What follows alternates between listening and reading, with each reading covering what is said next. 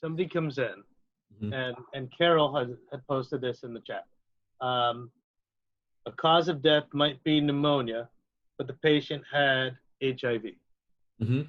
So, is their cause of death pneumonia? Is their cause of death complications due to HIV infection?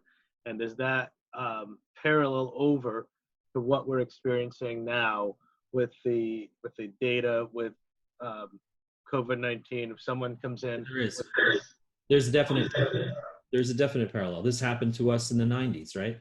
People were dying of opportunistic infections, many of whom didn't even know that they had HIV, right? Until they ended up in the hospital, or even after that. So they had an autopsy done, and the HIV viral titer was done, and then discovered that the patient had, all of these opportunistic infections and died as a result of the opportunistic infections.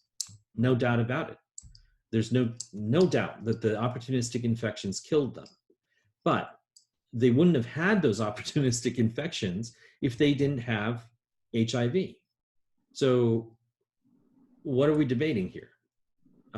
If the patient arrived as a result of the deterioration of their health, being, COVID, then they are an important part of the count, right? What we can and we should, in medical circles, debate the appropriate assignment of cause of death when it comes to these patients.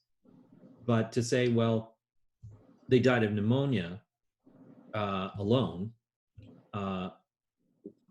without questioning whether they would have died of pneumonia without ever having been infected, I'm not exactly seeing the point of that debate.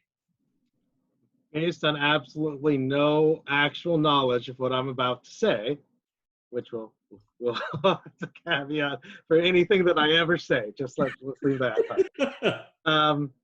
I would imagine that some death certificates or some of that will have a primary, secondary, tertiary cause of death, Yes. and some will just have one line, depending on municipality, state, country, whatever. Right. Is that accurate? It is accurate. And in fact, it would be great if the state secretaries of health all agreed to a simple standard. Okay, from Oregon to Maine, if everybody could just agree that the first line should be the cause of death, that is, the pathophysiology that led to the cause of death. That could be cardiac arrest, that could be congestive heart failure, whatever. Okay, just the actual cause of death, pathophysiologically. Now, if they were positive for COVID, could go on the second line. All right, and